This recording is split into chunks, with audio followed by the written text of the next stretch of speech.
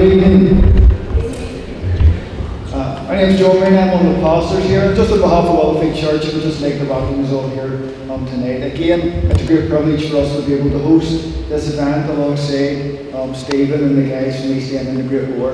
So I'm really looking forward to getting an oral history lesson from Dave O'Brien, hearing from Brian's story and being entertained by Jimmy. So again, very welcome and have a great night. I'll hand you over to Stephen.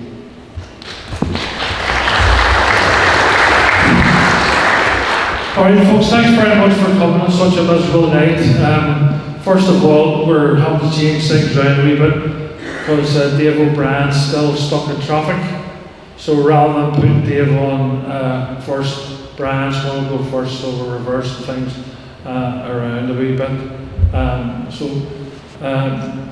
I just want to say that Brian's going to talk to us obviously about his experiences in Afghanistan, and his chosen charity is the British Limitless Ex-Servicemen's Association, and there'll be a collection for the charity at the end. So if you don't have any cash in your pocket, there's an ATM over at Russell Cellars there. If anybody wants to run across and get a fiver out or something, no coins, maybe the silent collection. But Brian's going to talk to us first of all, and then Jamie here on my left and your right is going to provide some musical entertainment. Billy Hutton here is recording it all, and he'll be putting it on YouTube under Loyalist East Belfast, and probably on tonight. I would assume later on tonight, because Billy's nothing else to do but record us. But anyway, thank you very much for coming. Thank you to John, thank you to Wellfield Parish Church for hosting us, and thank you to my own people at East End for coming along tonight. So I'm going to hand you over to Brian, who'll tell us his story in Afghanistan and what happened afterwards. And I think, Brian, questions and answers afterwards? Yes, absolutely, yep. Thank you, Brian.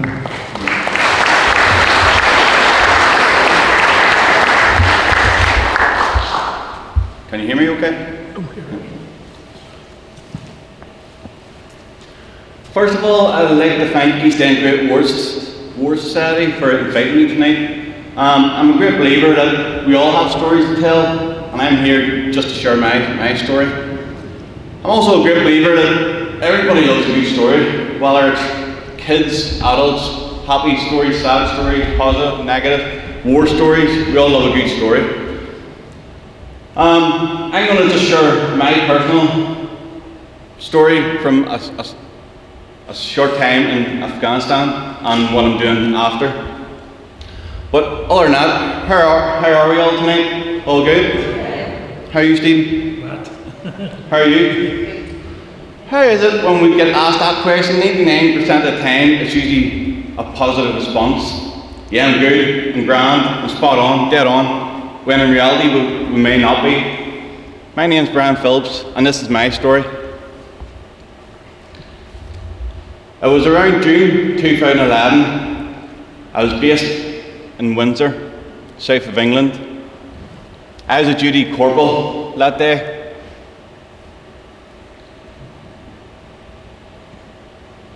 And I was just taking the nominal roll that morning. After taking the nominal roll, sorry, 2 seconds. So, June 2011, we were based at Victoria Barracks in Windsor, just around the corner from the castle.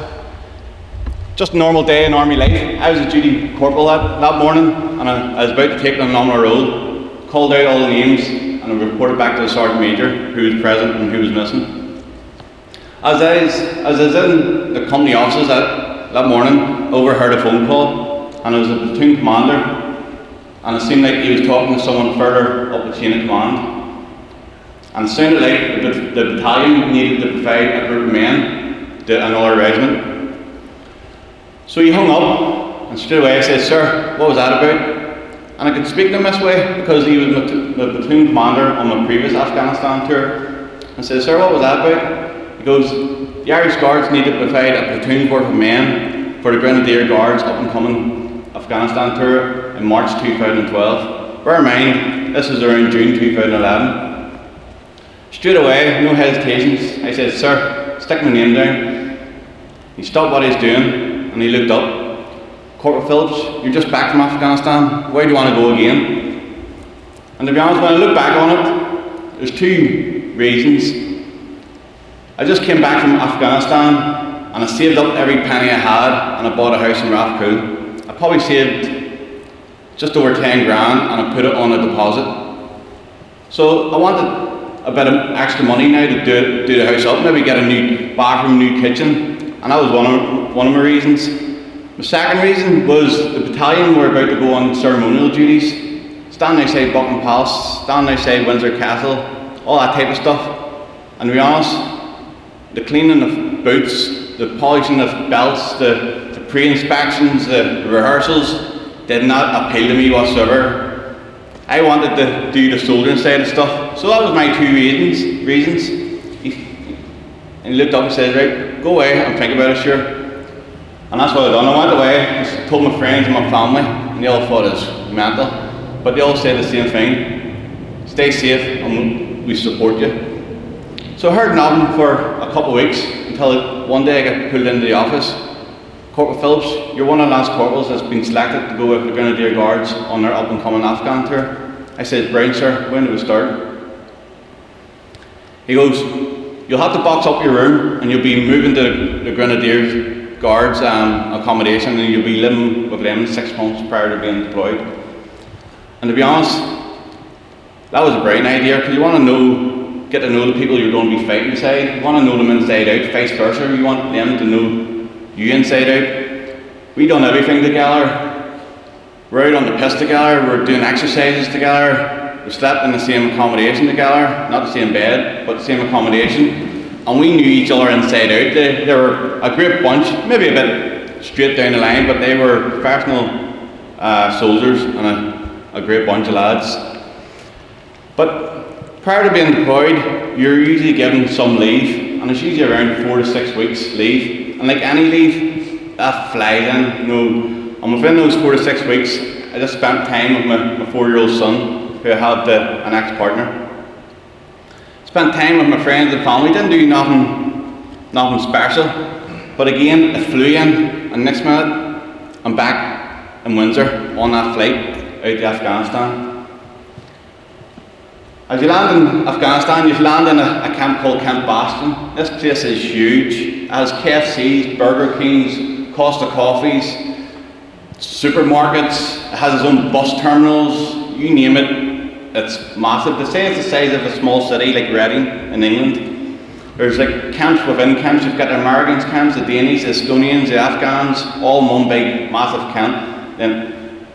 Then you're there for approximately 10 to 12 days doing acclimatization. So basically you're there getting used to the heat, all the weight that you'll be carrying.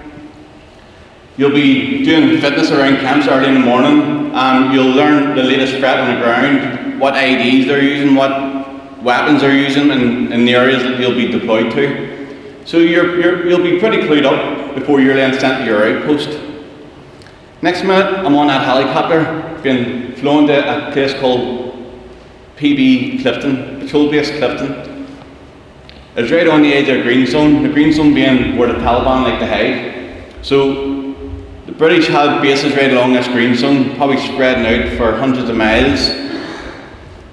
And we were straight into PB Clifton, and there's no honeymoon period. We were straight off, and the regiment that was in that camp were straight back on that helicopter, and off we went.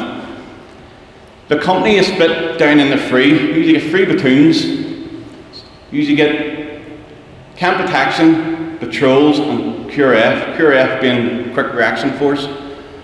So one of the platoons were straight on the assigners protecting the camp. And it was a 4-day rotation. Another platoon was on patrols. You'd be going out on patrols for 4 days. Then the 3rd platoon would be on quick reaction force. So quick reaction force is basically you're on standby. It's a bit of your downtime. It's when you get a bit of rest and a bit of sleep. But it's also there there to back up the sangers. So if the camp comes under attack, you're there to reinforce the sangers. You're also there to reinforce the patrols if they get bumped or get attacked. And you're also there to help the quartermaster. So when the helicopters land, you're there to unload the rations and the water and so on. So we've fairly settled into this routine, 4 days on, each sangers, patrols and QRF. And the Irish Guards, we were on patrols around 3 to 4 months into the tour. And we started to know the ground inside out. We started knowing what the dodgy areas, what the friendly areas were. Until one day we were sent out on a clearance patrol where we'd push as far away from the camp and do a big 360 off the camp, basically creating a buffer zone between our camp and the enemy. So you want the enemy pushed as far away from the camp as possible. And while you're out on patrol, we get a message over the radio: heat source 200 metres to your front in the tree line. So we all took a knee, assessed the situation. And this could have been anything. It could have been goats, cows, it could have been a local farmer in the tree line getting some shade, which was very common because the sun, midday sun was quite hot and a lot of locals would sit in the shadows. But it's a fact that where the heat source was coming from was a well-known firing position that previously fired on another patrol. So that's why we were a bit edgy and a bit apprehensive. So there's a situation, we decided, right, we're going to extend out and advance this heat source. And as we were advancing, we had our weapons in the shoulder and the safety catches were off. And the boys had experienced, the boys knew what to do, you didn't need to tell anyone. And as we're getting closer and closer and closer, next minute, boom!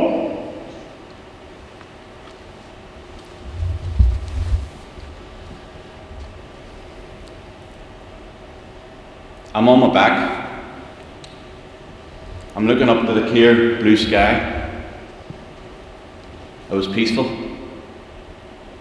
I looked down where my legs would have been, they were gone. I looked at my right hand, I could see the bone, my thumb was hanging off, and I knew straight away what had happened. I laid my head back down again. Next minute, started hearing shouting, started hearing explosions, gunshots, chaos, everything was kicking off again. I looked back down to my legs and the rounds were landing where my legs would have been. One round hit my leg and it's still in my leg today. I tried to crawl back, I couldn't. I had no legs to push away with. I tried to use my elbows, I couldn't. My day sack was on my back, I couldn't move.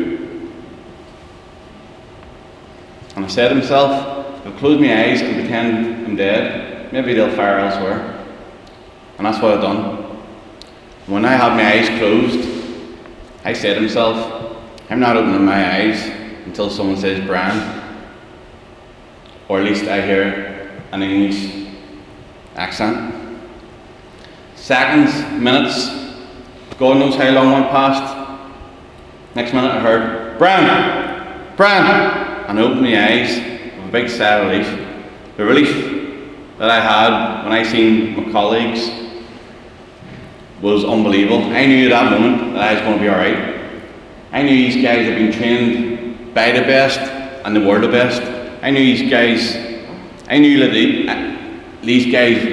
knew everything and they knew how to treat me. The guys were straight on top of me once they eliminated the threat. They had the tourniquets on, the first field dressings, and we were just waiting for the helicopter. So we're joking around, waiting for this helicopter. Obviously the morphine was in me as on some other planet at that stage, but it was all good. And while we were waiting for the helicopter, I said, right guys, let's get the cameras out and let's start taking some pictures.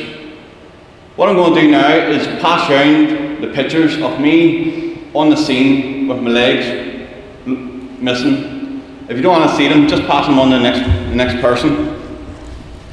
I'm going to still carry on talking. So the lads had me all packed up, good to go, and the helicopter landed. They got me onto a stretcher, onto the back of the helicopter, and says, we'll see you in the UK, Brian, we'll get a beer when we're over, all the usual stuff. As soon as I hit that helicopter. The nurses and the doctors were straight on top of me, working at me. And I always remember one of the wee nurses saying, "Hello, Brian, are you okay?" And I looked up at her and started smirking and said, "Did she just ask me if I'm alright?"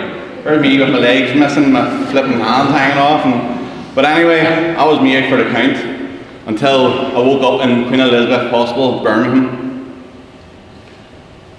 Within that time, I died a couple of times in intensive care unit, but nothing that I can remember, only but what people told me. So my first memory was waking up with a big hospital blue curtain drawn around your bed and my mum to my left. And I looked at her and I said, "Mum, I'm going to be alright." As a parent myself, I couldn't imagine me in her shoes looking at one of my kids. So I was trying to reassure her. And I knew I've treated fellas worse off than me. And they're running marathons, they're climbing mountains, and they're doing unbelievable stuff. So I knew I was going to be alright, and I wanted to reassure her. So, within my time in hospital, I had plenty of visitors, friends, family, people from the regiment. And I even had King Charles, Prince Charles, back in. So Prince Charles was due, all the nurses were all getting their lipstick on and their makeup on. Mum went and whipped out the cobwebs off her dress and got all dolled up, and she's ready to meet Prince Charles while I was flipping warming Northern Ireland kit and didn't have a care in the word, no high on drugs, but it was all good.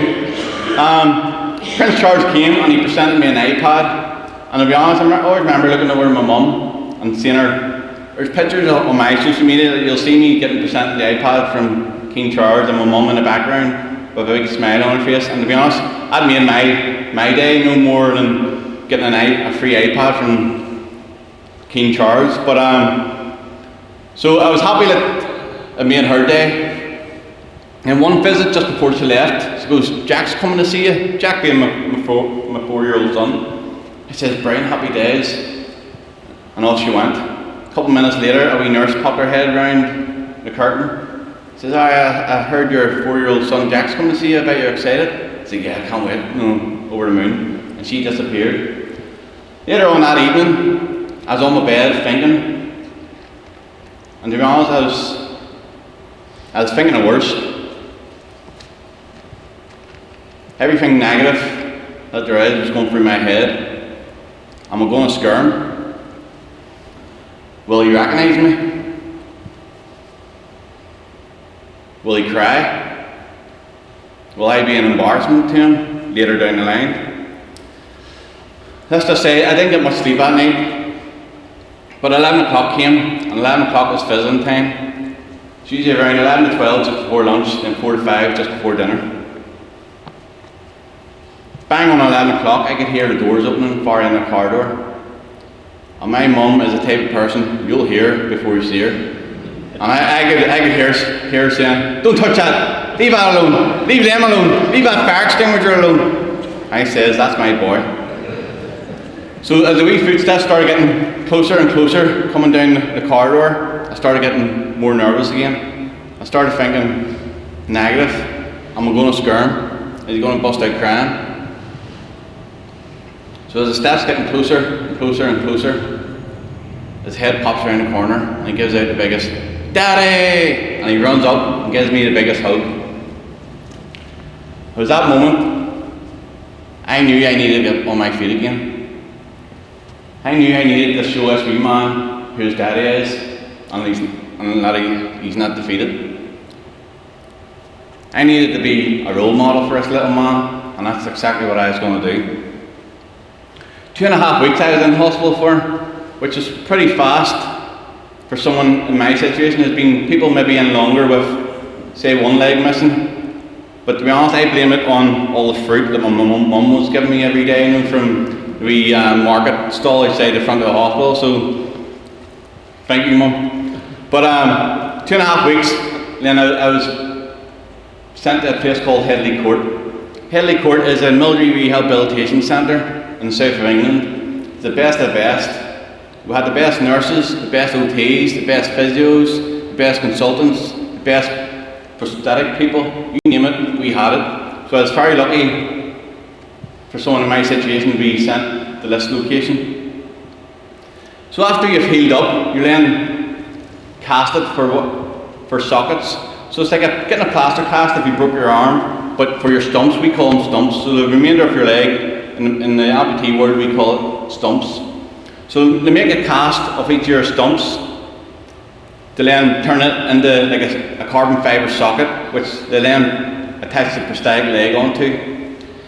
This isn't an overnight process. This is maybe a couple of weeks, months before you're ready to then attach the prosthetic leg onto.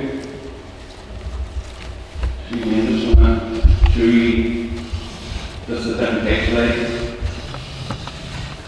So you start off small to the ground on a leg which we call stubbies.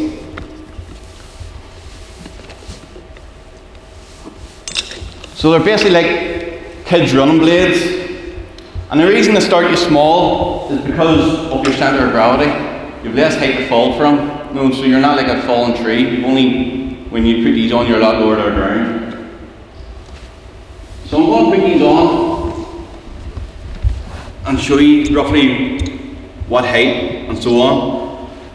But it's also to help build all your leg muscles up. Your hamstrings have just been blown off. You've lost all these muscles in your legs that you now have to build up. And this is the reason to put you on the smaller legs, to build your core up, your glutes, your hamstrings, and so on.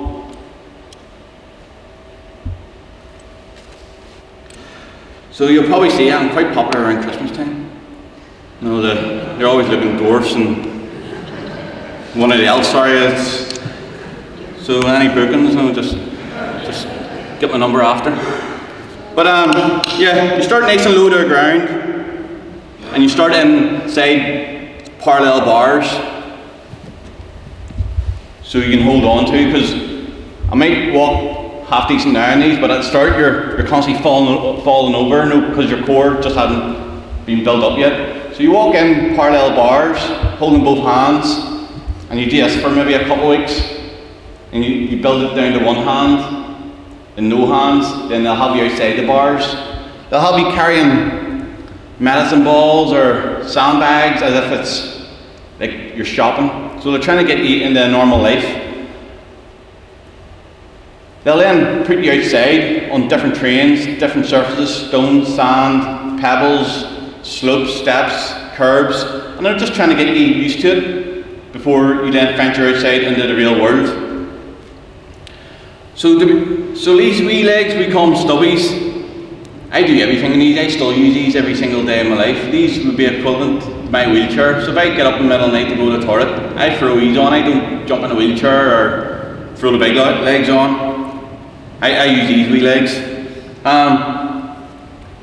While I'm talking, I'm going to pass one of these around just to get you to feel away. I know people think our technology nowadays is all nice and light.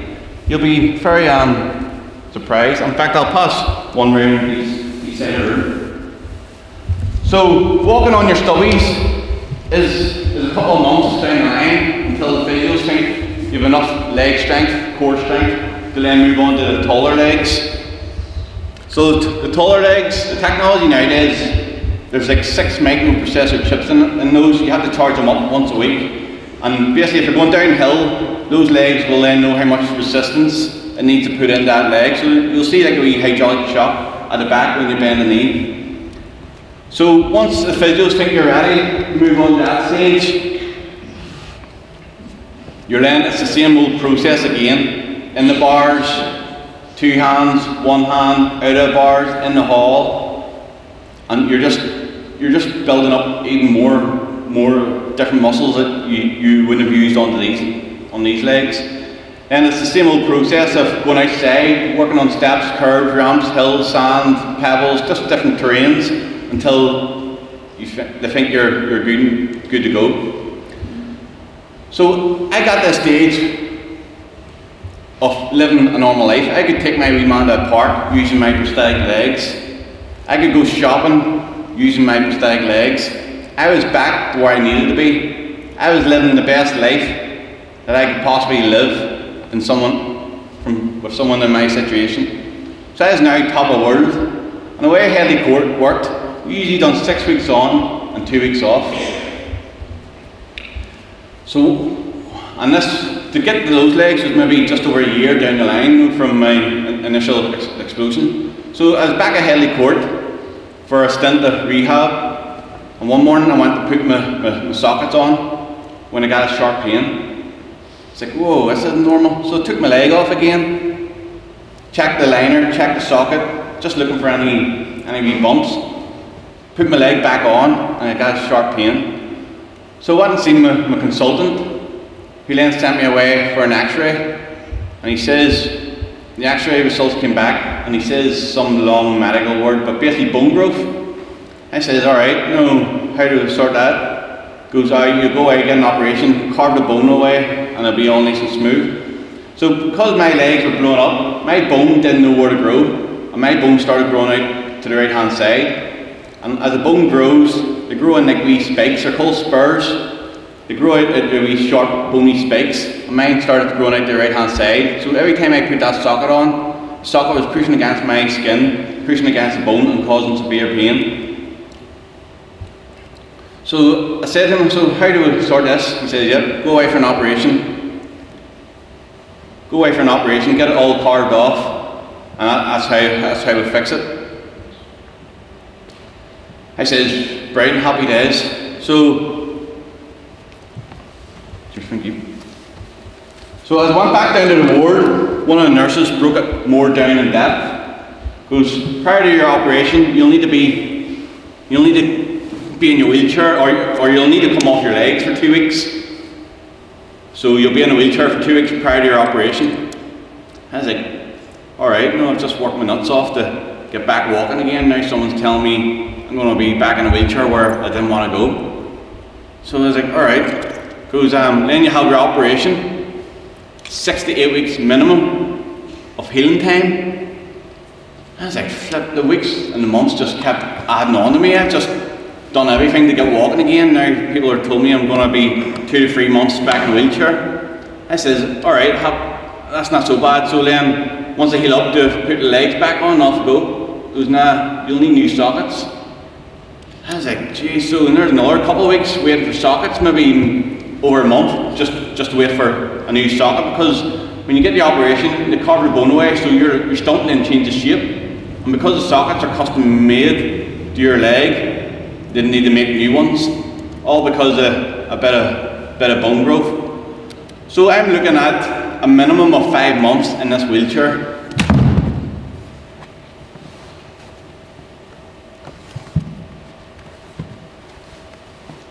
Yeah, so 5 months in this wheelchair, minimum. So I went back to my room at night, and I sat in my bed, and to be honest, it was probably worse news that someone could have told me. But my phone started ringing, and I knew who it was. It was my partner, Natasha. She rung bang on 7 o'clock every single night. She goes, well, how'd you get on today? And I told her, goes, I'm going to have to go for an operation. They're going to carve it away, and then I'll be good to go. She goes, that's not so bad, no. Sure, I'll come over to London this weekend, and we'll go out and we'll go for a meal and stuff. And when I look back on it, it wasn't so bad. It wasn't the end of the world. But to me at that time, it's the worst news that anyone could have told me. I just worked hard to get walking again, and I was on top of the world for someone to say, you're going back in the wheelchair for 5 to 6 months. I was like, yeah, it just blew me away. But I says to the missus, no, that's alright, I just want to chill out on the ward this weekend. No, I just want to watch films and just chill out and not do nothing. No, I just wanted to be left alone, to be honest. And she's like, no, that's alright, no, I'll come over and we'll go on London Eye, we'll do all the good old London tourist stuff. And this went on for a while until it snapped.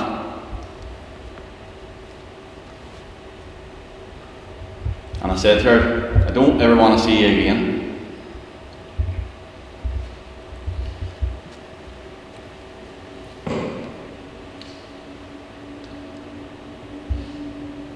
This is a girl that was beside my bedside, my hospital bed, every minute of every day, supporting me. This is the girl that was sending me parcels out whilst I was out in Afghanistan. Not just that tour, the previous tour, and supported everything I done. And now I'm telling her to do one. Because at that moment, I knew I needed help. Not only did I need physical help with the operation, I needed help. I needed someone to talk to. I was very, very, very lucky that I was at Haley Court. We had the best of the best, as I was saying, but we had the best mental health nurses and doctors. And yes, it did take a bit of persuasion to speak to them after telling physio what happened. She said, well, why don't you go and speak to the CPN doctor? So I went and spoke to him, got the help I needed, and within this time I had my operation, and I was now going through the whole process of getting sockets made, and the same old process, small legs in between the bars, outside the bars, until you're on the tall legs, outside bars, and so on.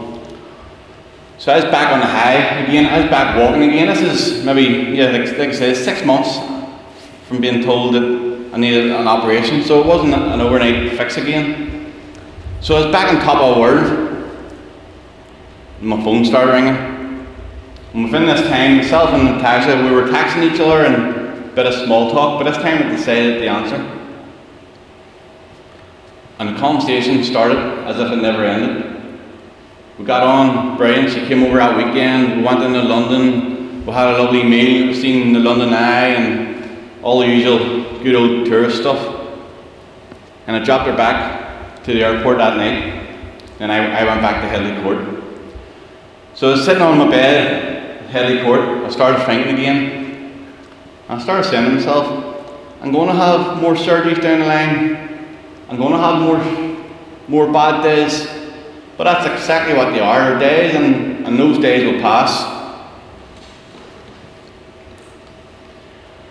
My message is clear and simple. When and if you have a bad day, lift up that phone, speak to a loved one, speak to the person you're sitting beside tonight, but speak to someone. And remember, it's okay not to be okay. We all know someone that's committed suicide because they've kept stuff in. Let's be that person where maybe we can recognise someone going off the radar. Maybe they're just not themselves. Let's be that person where we can spot that. Thank you for listening.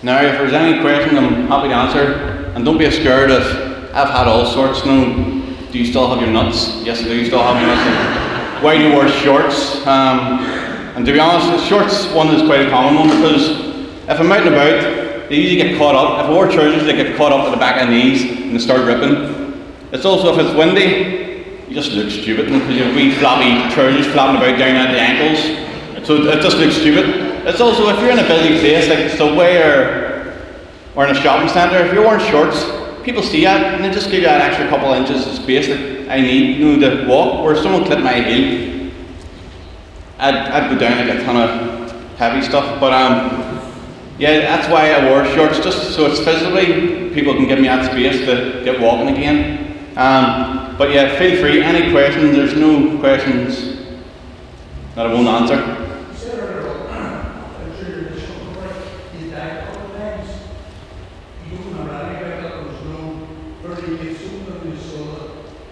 No, nothing.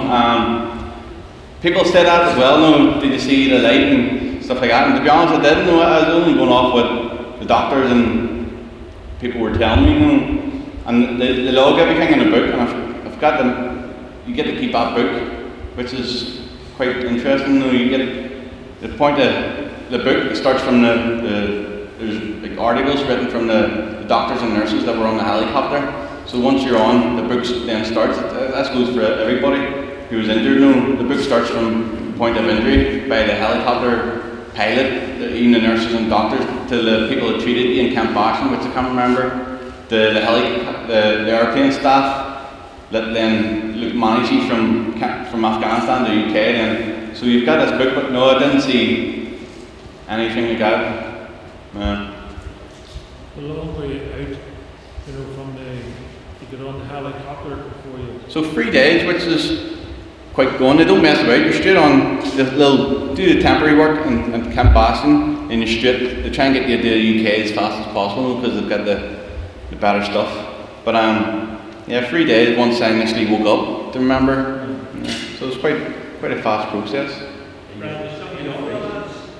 Yeah. So we're lucky we have an Ulster branch, an Irish Guards Association Ulster branch, which meet up once a month every Wednesday. If you want to go to meetings. But our biggest day would be St Patrick's Day, where you celebrate. We down the Irish Bowling Club and you just have a piss up. But I keep in contact with my mates in the army. Would go out, have a few beers together and stuff like that there.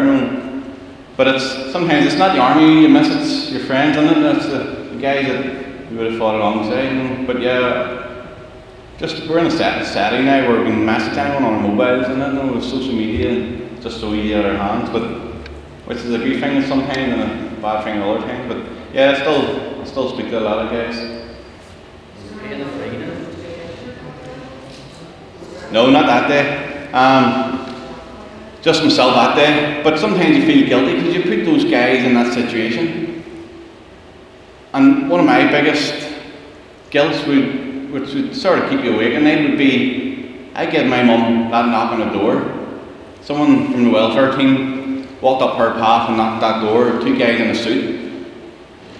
And she is probably thinking the worst. And that was my guilt, along with having to put the guys in the danger of treating me. They were still under threat until they eliminated that threat. Now they had to secure the area, treat me and get me on the helicopter, and then they had to obviously patrol back to the camp, which was maybe a couple of miles after doing all that. So lucky enough, there was no one injured besides myself that time, but we've been out on patrol where someone stood on an ID and you just got a wee puff of sand, and that's all you had. Just partially detonated, just very lucky. And there's people that with an Irish Guard that's lost all 3 of his limbs, his arm and both his legs, but there's always someone worse off, and that's my outlook in life. That's why I just get up and go. There's people that didn't even make it home. There's a guy in the hospital bed next to me was with the Grenadier Guards, and he stood on an ID, and he was grand.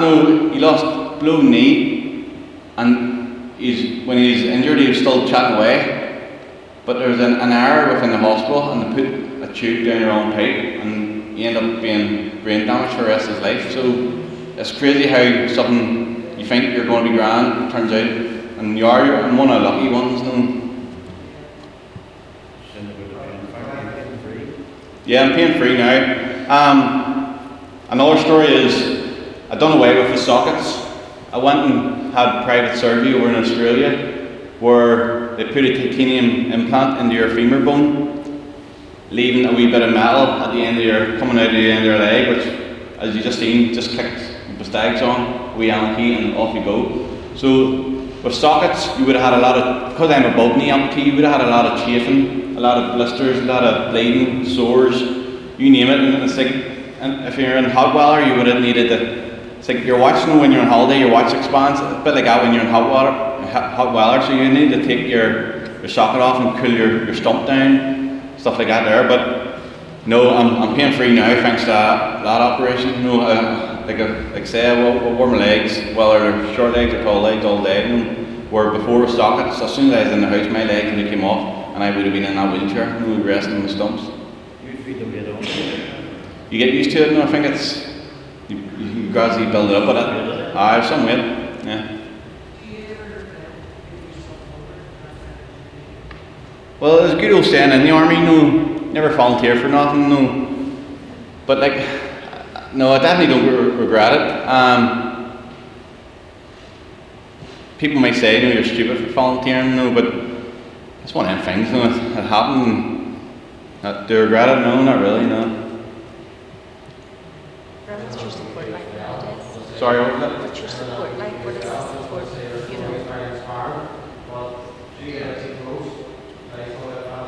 Yeah, it's called phantom limb pain. So you still think your toes are there and your legs are there. I can wiggle my toes right now as we speak. No, it's such a strange thing. But I remember my earlier days when I was in hospital, a couple of mates came in and I was in a wheelchair, and one of my mates walked past me and I went out to stick my leg out, and nothing moved, I didn't have a leg, and I just went, lucky he didn't even notice what I was thinking. But to me it felt like I actually physically stuck my leg out to trip him up. I was like, what are you doing, Brian? Just sit there and do nothing. But yeah, phantom limb pain, it'd be a strange pain that would keep you up at night. Just you get like a sharp pulsating, and there's nothing really you can treat. You can try all sorts, and I've tried Jack Daniels, I've tried Smirnoff, I've tried them all, but there's nothing that helps with phantom limb pain. But yeah, I do get it. Sorry, what was yours? What's the support like around you now? Do you have enough support? I'm very lucky. My regiment have a good support team, good welfare team, but I always think, I hear horror stories of other regiments, not getting support and stuff like that there.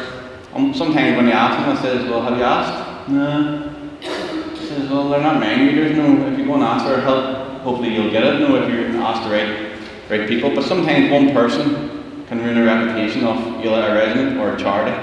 Because a lot of welfare positions are people who are on their last couple of years in the army, and they do not care about most people's welfare. They're there to sort their resettlement out before they leave the army. They're there to get as much courses under their belt. So they don't really care about individuals. But yeah, if you ask for help, there's enough charities out there that you should get help from, but you need to ask. Plenty slip under the net, don't they? What's that saying? Plenty slip under the net. Yeah, plenty do slip under net. But it's the same old story of squaddies are proud people. They don't like asking for help, and we're our worst enemy, and that's the reason that we need to look out for each other. And if you see someone going under that net, maybe approach them for them. But yeah, it's the old too scared to ask for help. It's our own nightmare.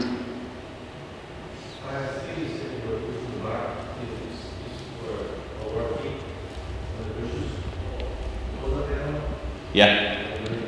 So it was actually 2-3 lines, and as we got that first one, that's when I stood on an ID, and the guy was behind the next one shooting in. But we knew roughly where it was, so the threat was eliminated straight away. But the rounds were landing just on the wee muck pile, splatting up in front of me. But on the pictures, you'll see the command wire of an ID. The way an ID works is they'll plant this here pressure plate ID, and this thing could be there for years. It could be there for a couple of years. And what they do is they keep changing the battery every couple of weeks, and the battery could be 50 metres away from a wee line that's been buried. Same as the IRA back in the day, the command wire IDs. But same as that ID, there could be grass growing over it, there could be flowers growing over it, and you don't see this thing, and they just keep changing the battery, which is connected to a command wire, maybe 50 metres out to the side.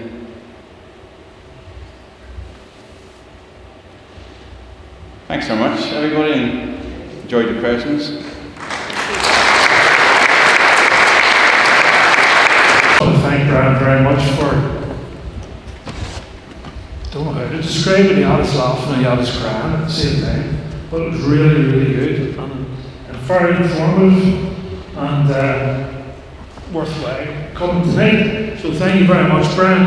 And can I ask Sean just out the back if you can start, just pass the baskets along the rows and see if anybody wants to make a donation. Now Brian did ask me could someone come from the charity tonight, but I just sort of felt that we might be running behind time and that there, so this is a plug for the British Limits Ex-Servicemen Association. So, as I say, if you need to go over to the ATM to get some money food free.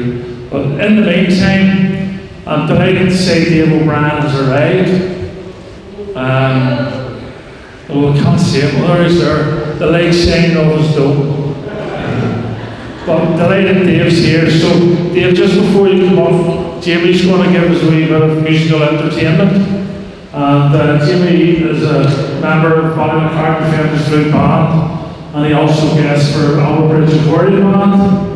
And he tortures his mother with the piano in the house. But please put your hands together for a young lad, Jamie Higgins. Thank you.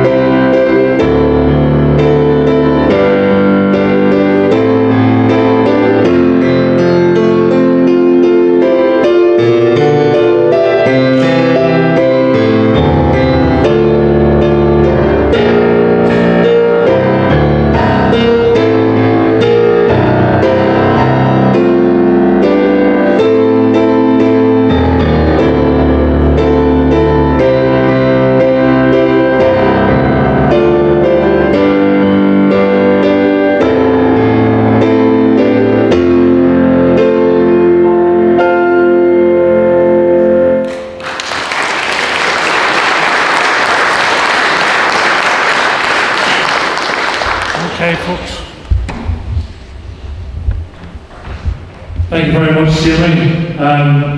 Jamie's a young lad who used to walk the streets of the Woodstock Hallfield area along with a few of his friends quite a few years ago.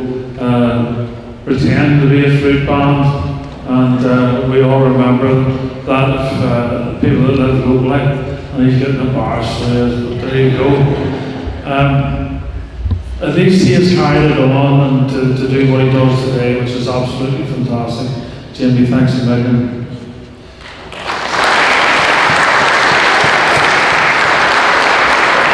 Another thing, he's never been taught. He does read music, it's on the head, so it is, which makes it even better. Next up, ladies and gentlemen, tonight is Dave O'Brien, who's travelled all the way from Dublin through the rain, across the border. He was stuck in the border for a while, was stuck in the West Line, and he's come up to talk to us. A few weeks ago, we, East End Group War Society, were down in Dublin, and we had blue skies and sunshine. And tonight, poor Dave's up here in the grey skies and pouring rain. And there's a wee phrase there, we shall never forsake the blue skies of Ulster for the grey skies of the Republic, but it's the other way around today. But please put your hands together for Dave O'Brien. Thank you.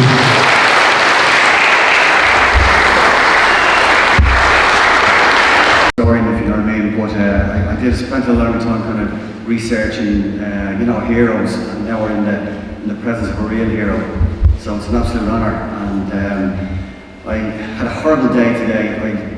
Over the weekend I keeled over, so they sent me for a brain scan this morning, so I had to go to Dundrum, full of traffic, and got home then, tried to print out my notes, the printer wouldn't work. Then driving up, there's a crash on the border, standing on the border for about an hour. There's a crash at Hillsborough, and I'm kind of a bit pissed, to be honest, and I'm feeling sorry for myself. I come in and listen to your story, and it was inspiration. And I must have a chat with you because I grew up not knowing very much of my family's history in relation to the British Army.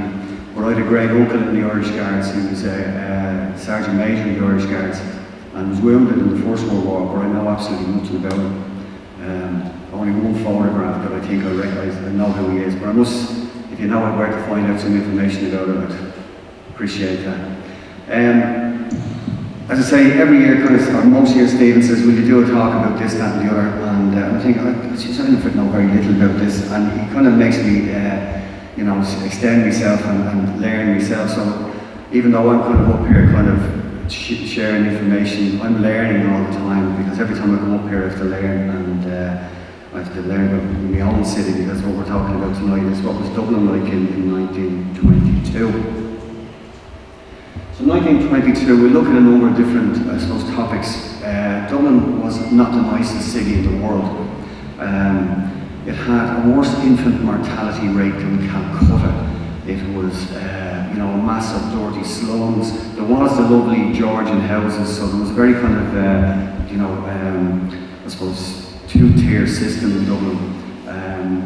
50,000 people in Dublin living in one-room slums, and with a population of about 320,000. Interestingly enough, the population of Protestants in Dublin at that time was about 20%.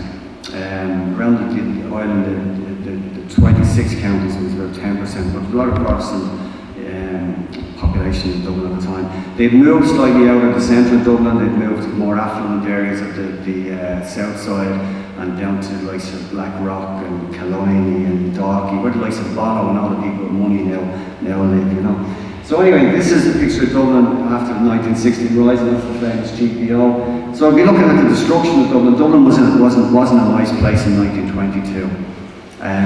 They'd lost about 5,000 people due to the First World War through soldiers being killed, from the Dublin Fusiliers killed. Over 1,000 people were killed during the War of Independence, political violence during that particular, the run-up to 1922. It was a city of fear, it was attacks, it was reprisals, it was, bodies being found in the morning. It wasn't the nicest place. But that's what Dublin was in 1922. Go ahead. One of the things we look at is handovers. One of the things that happened in 1922 was the handovers of the British Army barracks in Dublin. we would have seen, we were there a couple of weeks ago in Dublin Castle, that was handover. I think these are the dates of the handover. So Dublin Castle, the 16th of January, I suppose it was famously, I suppose, captured with Michael Collins because he was deemed to be 7 minutes late. The Lord Lieutenant gave out to him for being 7 minutes late, and he turned around and he says, well, you've had 700 years, what's 7 minutes got to do? So, and some of them were interesting. If you look at the likes of the Curragh, there was different ways the British actually left the barracks. In seemingly British military tradition is that if you withdraw from a barracks, you put down the flagpole. And a number of different barracks, the Free State Army went in and with a flag, but no flagpole. And they had to kind of make up their own flagpoles. But actually in the Curragh, one of the Free State officers says, geez, they left this place in immaculate condition. They even dusted the billiard balls. So there you go. So there's different I suppose, ways of leaving it.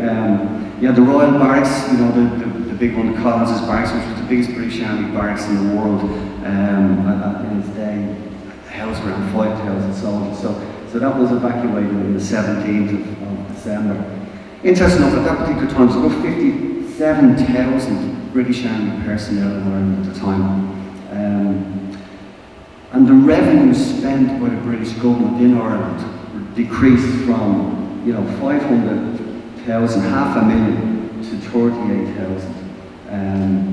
Now that would have equated to a loss to the I suppose, the economy of about 30 million in today's figures, or under the present Conservative government, about £2.50. Go ahead. Okay, we had standoffs. So you had the handover of all the barracks, that was going on, and then you had the standoffs in relation to the treaty was signed, and then you had the division in the Nationalist Republican side between the IRA and the Free State Army.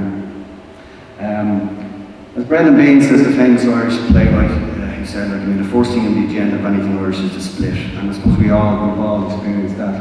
And these are just kind of some of the reasons why they split. The treaty was signed in December 1921 by Michael Collins.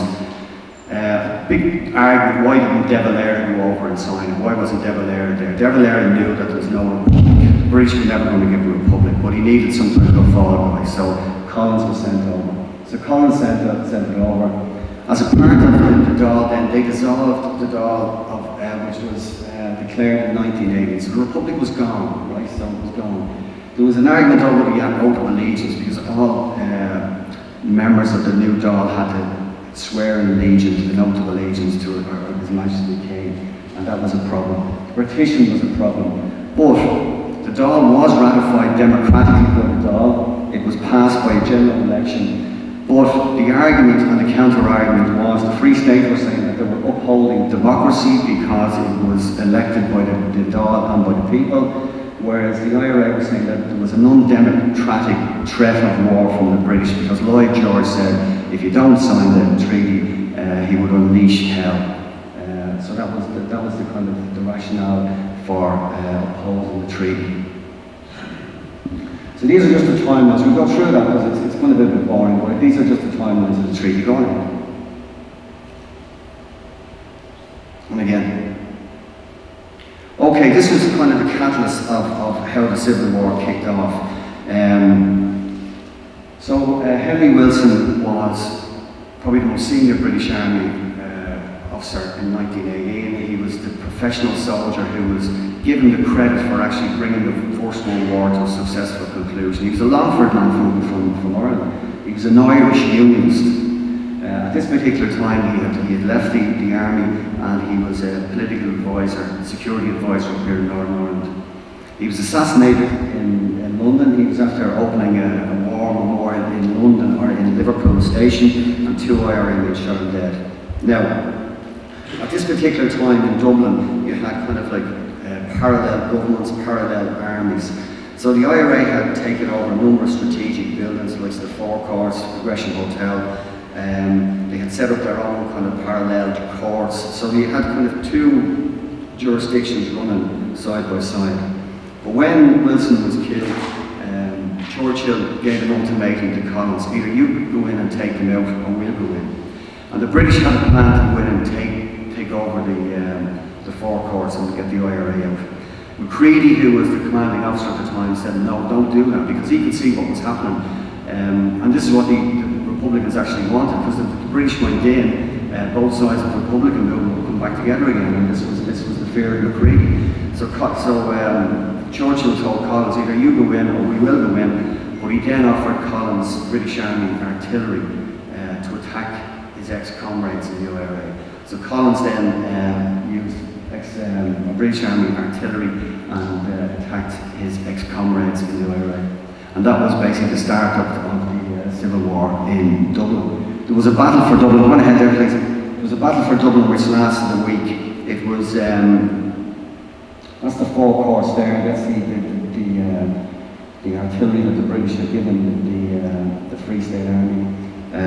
That's a picture of the forecourts when it went up in flames. It was a big shame, because the records office for the island of Ireland was stored in the forecourts. Big argument who was to blame for it. Was it the Free State using artillery, or had the IRA mined the records office? No one has really found out the truth of it, but the records all went up in smoke, which was a terrible shame. But that was the start of the Civil War in Ireland. Republicans then retreated kind of to the south of Ireland. The Free State took over Dublin, but Dublin was still a very hostile city. A lot of the prisoners, the Republican prisoners, were held in Dublin. A lot of the executions took place in Dublin. Some of those executions were legal, and some of them were summary. The interesting thing about the bitterness of the Civil War, and there is a saying that goes, the closer the blood, the bloodier. And I think we all know that even in recent times, when it's close, it's actually more bitter. And the interesting statistic here is that, during the War of Independence, 24 IRA volunteers were executed by the British Army. In less than a year, 81 IRA volunteers were executed by the Free State. They're official executions. The number of unofficial executions is disputed, but it was a huge amount. There was at least 25 summary executions of Republicans in Dublin alone. Interesting enough, the guy who took over the head of Dublin, Cosgrave, this is what he was saying, and he said about the executions. Although I've always objected to the death penalty, there is no other way that I know of in which order conditions can be restored in this country, or any security obtained for our troops, or to give our troops any confidence in us as government. That picture is supposed to depict the execution of Erskine Childers. And Childers was interesting because Childers was a British Army man, and he became an Irish Republican. And then when the First World War broke out, he went and served in the British Navy. It was his boat, the Asgard, that brought the guns in for the Irish Volunteers. And he was a great friend of Michael Collins. And Michael Collins had given him a present of a little gun, a little kind of one bullet gun, kind of for his own safety. And they were very friendly. And then when Collins was killed, kind of the gloves came off. And the Free State wanted to get Childers, not because he was a great military man, but he was a terrific propagandist. And he was arrested in Wicklow, and they found him in the possession of the gun that Michael Collins had given him. And the irony of it is that the soldiers of Michael Collins executed him for being in the possession of a gun given to him by Michael Collins. He was very brave when he met his execution. He went to every member of the firing squad, shook their hands. He said to them, take one step forward, it would be easier this way. And he got his son, Erskine Childers Jr., who subsequently became president down there, to go around to everybody who signed his father's death warrant and forgive them. Amazing kind of stories. Go ahead. Here's another queer one, in the sense that the fellow in the middle is Kevin O'Higgins. Kevin O'Higgins was Minister for Justice during this particular time. That's Eamon De Valera on his big guy, and the small guy is Rory O'Connor. Rory O'Connor was one of the Republican leaders in the forecourts. Rory O'Connor was taken out. This is at Kevin O'Higgins' wedding, and Rory O'Connor was his best man. And a few months later, Kevin O'Higgins signed a death warrant for Rory O'Connor, and he was taken out and executed. And that's how kind of close this was, and how personal this was. when you talk about bitterness of civil wars, and it's interesting because I suppose it's only now that the bitterness of the civil war down south is kind of abated, because you have Fianna Fáil and Fine Gael and Dublin together. This is a monument in a place called Ballyseedy in Kerry, where 9 IRA men were tied together to a mine, and the mine was detonated. The Free State had brought 9 coffins. They filled the 9 coffins with body parts. Little did they know that one of the guys, a fellow called Stephen Fuller, had been blown clear. So they actually filled the 9 coffins with body parts of 8 people. And so this became, obviously the word came out because the guy had survived it. But there was 3 of those such attacks by Free State forces down in Kerry. And a lot of them were in reprisal to the killings of Free State officers. So that's how bitter this was, you know. Go ahead. The interesting thing, again I mentioned this last year, which is a really interesting one. The guy who was attributed to kind of being the brains behind these mass executions of IRA men, the guy in the front, a fellow called Paddy Daly. And Paddy Daly became very high up in the Free State Army. He was also a member of Collins' squad. And the irony of this is, you know, he would have been an IRA hero through the War of Independence. And so up to last year he was a hero in relation to anniversaries. This year he's a villain, because he was the one who, number one, he was out, you know, in the squad on Bloody Sunday executing British Army officers, and 2 years later he was executing IRA. So it's interesting how people change in history, you know, from hero to villain. Okay? The real split. Football. So this was happening around the same time. And it all started in 1921 when there was an Irish Cup semi-final up here between Shelbourne from Dublin and Glenavon. Okay? And it was a draw. And so they expected the replay to be played down in Dublin. But the IFA says no, it has to be back up in Belfast. So Shelbourne decided to boycott it. And this was the start of the split between the IFA and the FAI. So the reason this happened was during the First World War, they had set up another association down in Leinster, the Leinster Football Association. So you had the IFA in Belfast and the Leinster Football Association down in Dublin. Now, the reason why the Leinster Football Association was set up during the First World War, because they kept the games kind of more regional. They didn't play it kind of on a national basis because of the war. So the Leinster Football Association, they wanted it to break away. They reckoned there was a lot of bias, because during the years previous, the number of international caps given to people from, say, Ulster was 798, and the number of caps given to people from Leinster was 75. The number of internationals played in Dublin was 6. The number of internationals played in Belfast was 48. So this was the argument. Now, the counter-argument to that was that the clubs up here were actually a lot more sophisticated. They had embraced professionalism. They were winning all of the cups and leagues, and that's why that the number of caps were obviously reflected by giving it to the players up here, because they were, I suppose, better players. I wouldn't believe that now, to be honest with you. But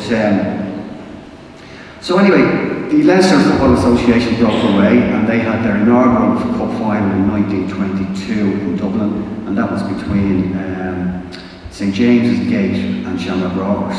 And believe it or not, I usually have a thing around my neck which is a medal, and of course it's a 1933 medal. St James's Gate, won by my father, believe it or not. So anyway, 1922 wasn't such a bad year in some ways, because I'd be big into the GAA, as you know. Dublin won the GAA, so that wasn't too bad. And Shamrock Rovers were beaten in the FAI final. That's never a bad thing, I'll tell you that for you. So anyway, they split anyway.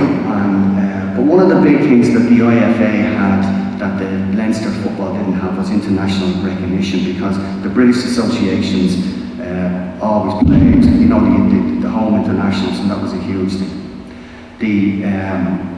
The FAI, or the Free State Football Association, as it was called as well, never got an international against any of the home nations until 1946 when they played England. Now, the interesting thing about this is the split between the two associations very nearly ended in 1924 and in 1932, okay? Where both associations came together and decided to come back together. And on both occasions, it was the Southern Association threw in a curved ball at the very end. And it gave the Irish Football Association the view that really they didn't want to come back together again. And that's an interesting one because I wasn't aware of that. But in 1924 and in 1932, there was a very huge attempt to bring the two associations back together. And it was rejected by the Southern Association, not the Northern Association. Go ahead. Okay, we had the Civil War and we spoke about, the gloves came off after Michael Collins was killed. Who killed Michael Collins? Okay, it's one of those questions. And this would have been a big, I suppose, conversation in 1922. Who killed Michael Collins? Two main kind of, suspects. This man here, Sonny O'Neill. He was ex-RIC, ex-British Army, Royal Irish Regiment, trained marksman, first-class shot. He was part of the ambush that killed Collins.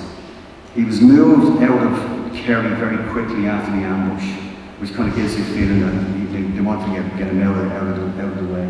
Okay, so for years he has been the kind of main suspect. However, recent research from Germany and German POW archives showed that he had a severe wound to his right side. Okay. When he came back to Ireland after the war, he reapplied to the RIC, the Royal Irish Constabulary, and they rejected him because he was so badly disabled. Okay? He had a disability pension from the British Army. The British archives said that he was 40% disabled on his right side. Okay? Now, I don't know, people would probably know a little bit better. The shot that killed Collins, if he had fired it would have been about 450 foot at twilight, not good visibility. Now, when you put that into context, Lee Harvey Oswald shot Kennedy from 300 foot, but took 3 shots. And one guy said, who did research on this, for Sonny O'Neill to hit Collins with 1 shot would be like winning the Euro Millions twice in 1 week. But he's still a suspect, okay? So we leave him there, we park him there. The next suspect, Emmett Dalton, born in America, ex-British Army, military medal at the Somme, rejoined the British military. Anyway, joined the IRA and he fought with Collins. He was Collins' right-hand man, okay, Emmett Dalton. Now, was he a British spy? Because the theory is that after the Civil War, he went back and became a member of MI5. Okay? Now, the story is that Collins was aware of a high-ranking British spy. He was the code name Torp, and he was aware of the identity of this man, this Torp, whoever Torp was. The details in relation to this agent called Torp Collins put it into a safe in Dublin and said he would sort it when he came back from Cork, but he never got back from Cork. So was he killed because he was going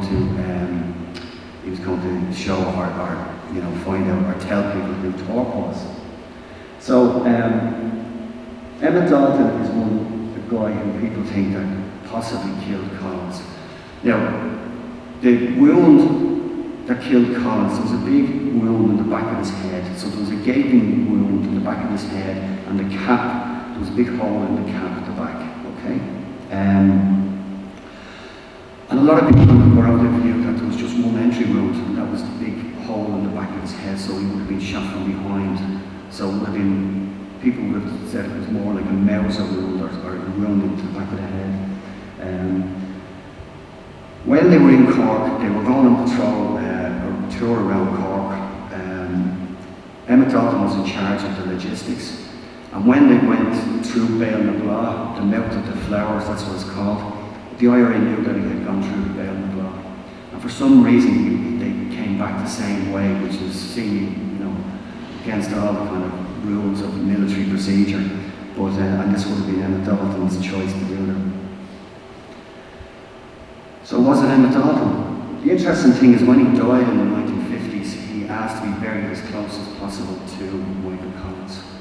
A recent documentary used modern day forensics. So they actually took Collins's coat and his hat, they got it from the museum, and they got modern day forensics. They did find an additional hole in his cap that had been kind of the woven, the weaving of the, you know, the way they were very old woolen caps.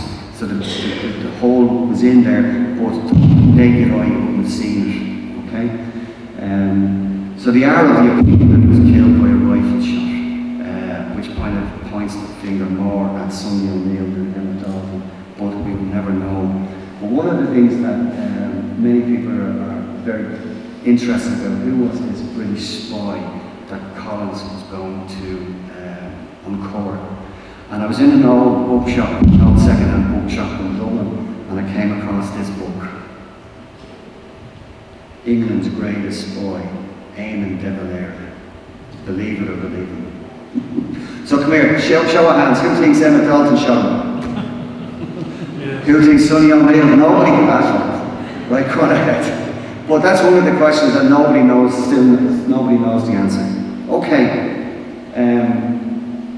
June the 12th, 1922, it was celebrated or commemorated in St. Patrick's Cathedral this year, the disbandment of the Irish regiments. Okay, go on ahead.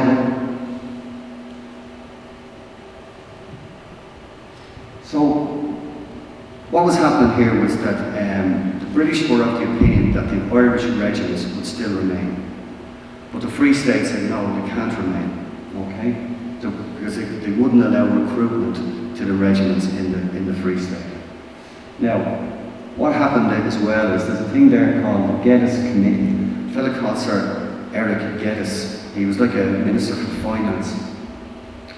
And he was trying to reduce the numbers in the army by about 50,000 because the cost of the army was just astronomical after the First World War. So there was an opportunity here to get rid of quite a number of people. So you see the regiments there on the left, the Royal Dublin Fusiliers, the Connacht Rangers, the Leinster Regiment, the Royal Munster, the Royal Irish Regiment, the Munster Fusiliers, and the South Irish Horse. The first five were infantry regiments. The South Irish Horse was kind of a reserve cavalry. So on that day in June, the colours of the infantry regiments were presented to Her Majesty the King. The Cabinet had discussed this, and they were of the opinion that this was a good way of reducing the costs in the army. Stephen Glynn, the name there, Stephen Glynn. Stephen Glynn is a really interesting character because he was an officer in the Connacht Rangers. And if you ever know the story about, you know, the battle in the Scenes, and you had a fellow called Cornel McCrory from the 36th, and they were manning positions outside the Scenes, and they had named a number of the positions, and one of the positions they named was Derry's Walls. But they were relieved for a while by the Connacht Rangers under Glynn, and McCrory said to Glynn, he says, I suppose when you come in here you'll change the name, you know, because you've been a nationalist. And Glynn says, no, we'll hold on to the name. And he said that, he says that we held on to the name, we defended the name, and from Derry's Walls, both sides went over the top at Messines and Whitesheet, and had a famous victory together. But Glynn was of the opinion that the Free State should keep the regiments. He wanted the British government to finance them long enough for the Irish Free State government to get up on their feet. And then those regiments would become part and parcel of the new, you know, Irish army. Interesting enough, in other countries like Pakistan, India, they would have kept a lot of the British army traditions, you know, whereas in them said the Free State didn't. They didn't keep those traditions. But anyway, Army Order 78 on the 11th of March, you know, sealed the fate of these regiments and the reduction of establishment, and all those regiments were disbanded. Funny enough, the recruitment of these regiments from 1918 to 1920, and this is really interesting because this is the time of the War of Independence, but these are Southern Irish recruited. And and you can see that the numbers are still substantial. People actually joining these regiments from, which is now the Free State. And interesting enough, there's more Irish-born soldiers in the British Army in 1920 than there was before the war in 1914. So there was still a kind of, I suppose, a need or a desire to serve in these regiments because of the tradition of it. When this was taken, obviously, particularly Dublin, you know, being a very working class area, a lot of the young people from the slums would have joined the British Army. When the Dublin Fusiliers was gone, that left a huge void. And I suppose the next kind of army that they joined wasn't the Irish Army, it was MacAlpine's Fusiliers. MacAlpine's Fusiliers would be the Fusiliers. It was a name given to the navvies who went over to England and built the railways and the roads and the infrastructure. So it was MacAlpine's Fusiliers. Go ahead. So this is very, I suppose, moving in the sense that this is what the King said when he received the colours from the 5 infantry regiments. We're here today in circumstance which cannot fail to strike a note of sadness in our hearts. No regiment parts with their colours without feelings of sorrow. The night and days gone by bore on his shield his coat of arms, token of valour and worth. Only to death did he surrender them. Your colours are the records of glorious deeds in war and of glorious traditions hereby created. You are called upon to part with them today for reasons beyond your control and resistance.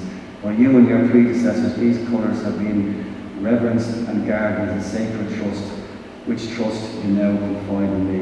As your King, I am proud to accept this trust, but I fully realise with what grief you relinquish these dearly prized emblems, and I pledge my word that within these ancient and historic walls, your colours will be treasured, honoured, and protected as hallowed memorials to the glorious deeds of brave and royal regiments. But the only ones who didn't hand over their colours that day were the Southern Irish Horse, and they actually handed their regimental colours into St Patrick's Cathedral in Dublin, and that's where they still now proudly hang. But there was a commemoration in Patrick's Cathedral this year to commemorate this event. Go ahead. Okay, let's look at some of the regiments that disbanded. The Royal Canadians, the Leinster Regiment. The guys there are 4 Victoria Cross winners, and over 2,000 Leinster died as a result of the Great War. It's hard to see this, but these are all the battle honours of the Leinsters. The Doherty Shorts, the Munsters, again 3 Victoria Cross winners. We've seen the grave of Martin Doyle in Dublin. He's the guy who became an intelligence officer in the IRA after winning the Victoria Cross. There's now a very vibrant Munster Fusilier Association down in Cork and Limerick and Tipperary. They probably made, there's one of the things that we found out about them is a great song called "Oh, the Munster Fusiliers, those gallant Fusiliers. Where are the Huns who can compare with the Munster Fusiliers? Oh, the Kaiser knows each shamrock, the Kaiser knows each Munster by the shamrock on his cap, and the famous Bengal tiger ever ready for a snap." So that's the Munster Fusiliers. Go ahead.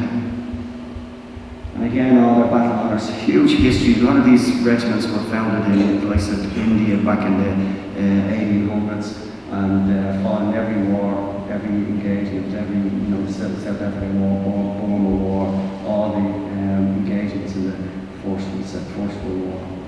And nearly 3,000 Munsters lost their lives in the First World War. Go ahead. The Royal Irish Regiment, the original Irish Regiment, Paddy's Blackguards, again, 4 Victoria Cross winners. Go on ahead. And you look at where these came from, they go back to 1600s. And they actually split during the Battle of the Boyne. Half them went and fought for William, half them went and fought for James, believe it or not. And over 3,500 Royal Irish never returned after the Great War. The Dubs, the old Toughs, again you've 3 Victoria Cross winners. The only the fellow in the middle there, Robert Downey, he became a groundsman in Celtic Park in Glasgow. And there's a picture of him up in the boardroom in Celtic Park. And again, you look at all the battle honours that they had, nearly 5,000 Dublin Fusiliers died as a result of the First World War. So serious numbers of casualties and serious amount of, I suppose, history. One guy mentioned that when they marched out of the British Army, they also marched out of history because they came to a new state that kind of didn't appreciate their service, their traditions. And it's only now, over the last number of years, that we have all this association, like the Royal Dublin Fusiliers Association, that was only started up again about, I suppose, about 12 years ago. With the Connacht Rangers Association, with the Munster Fusiliers Association. So it's very, very vibrant now. Go ahead. Devil's Own, the Connacht Rangers, again, 3 Victoria Cross winners. And they were, very, very much involved in the Peninsula War, fighting with the likes of Wellington. And there you have it, 2,500 Connacht Rangers never returned after the First World War. The last British Army personnel to be actually shot for mutiny was a fellow called Daly from the Connacht Rangers. He was killed in India. They were stationed over there, and they heard news of some of the atrocities by the Black and Tans in Ireland, and they mutinied. And Daly was executed, and that was the end of. That was the last British Army guy to be executed by the British Army. So that's an interesting. That's the Southern Irish Horse. That's the plaque that's actually in St. Patrick's Cathedral. 40 of those guys actually lost their lives in the Great War. So one of the things that I found as well, which is really, really interesting, is one of the things that I found this old song, right? This is the Ulster Division War song, okay? And it was sung to the music of the mountains of Mourne, sweep down to the sea.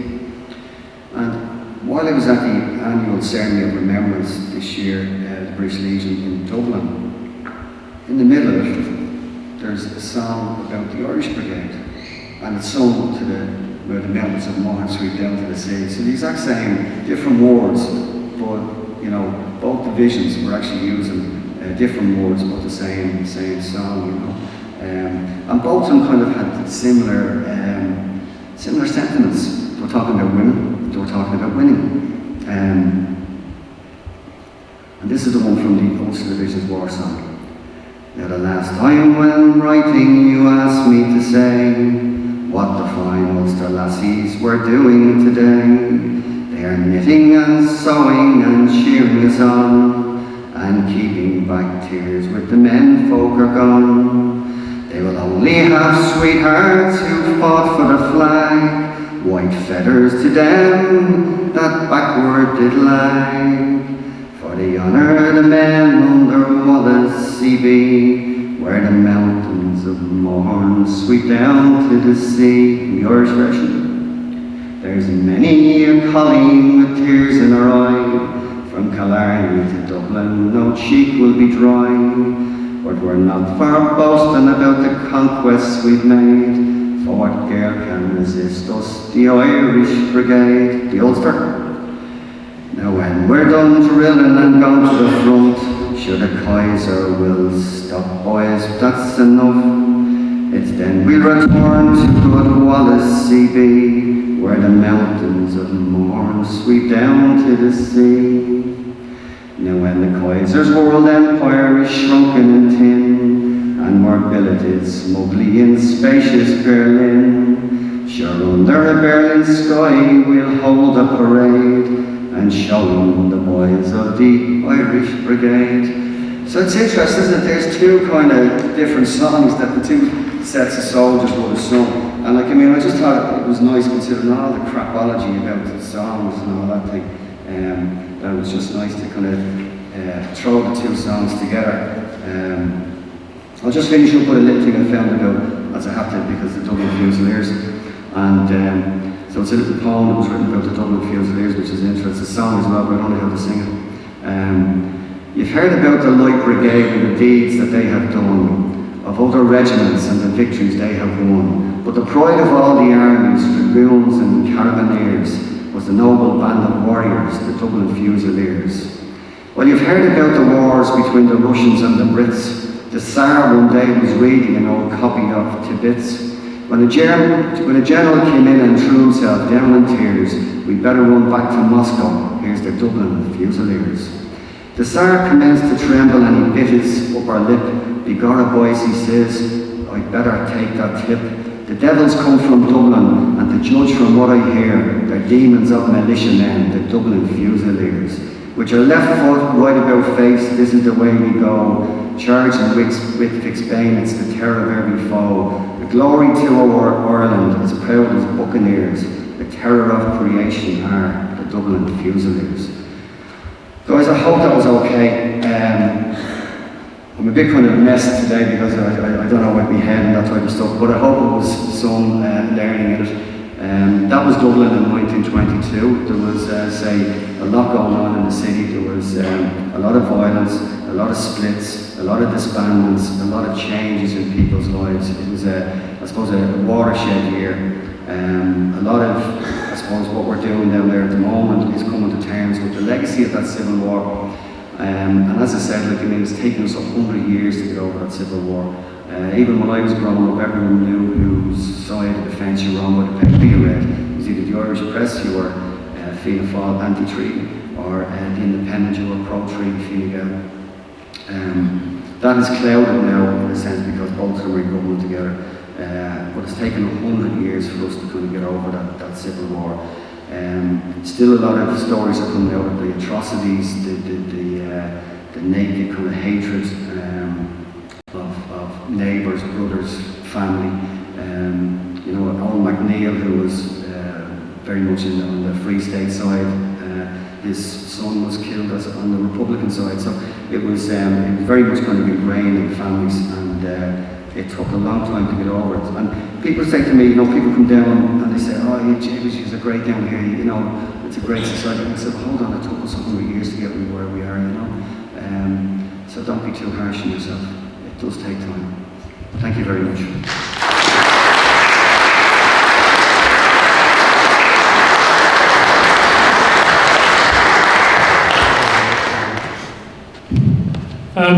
Dave O'Brien, ladies and gentlemen, has been a very good friend of East End Great War Society for a number of years. I'd just like to ask our Treasurer Susan to come up and make a wee presentation to Dave on behalf of East End.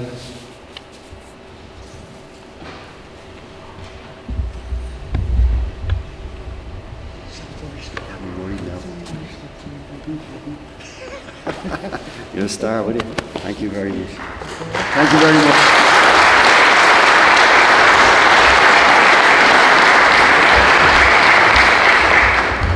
David, that wee song that he was singing at the end there, man, you'll have to do each episode. Couple of things. 36 Ulster Division Memorial Association have a service in Willowfield Church here on Saturday the 29th of October at 4:30. The theme of the service this year is the 90th anniversary of the building of the Thiepval Memorial to the missing in the Somme, and all are welcome to attend. Phil Hamilton from Rathcoole will be doing a talk at it, and we'll be parading away from here about 5:30. So we'll with the Royal Flute Band. So all are welcome to come along and to listen and join in with us. And the other thing that I have to say tonight is that the money raised tonight was £270.50 for Brian's charity. So thanks everybody for coming, and thank Dave, thank Brian, and wherever Jamie is, if he's away or still here, thank Jamie for the entertainment tonight. Thank you very much.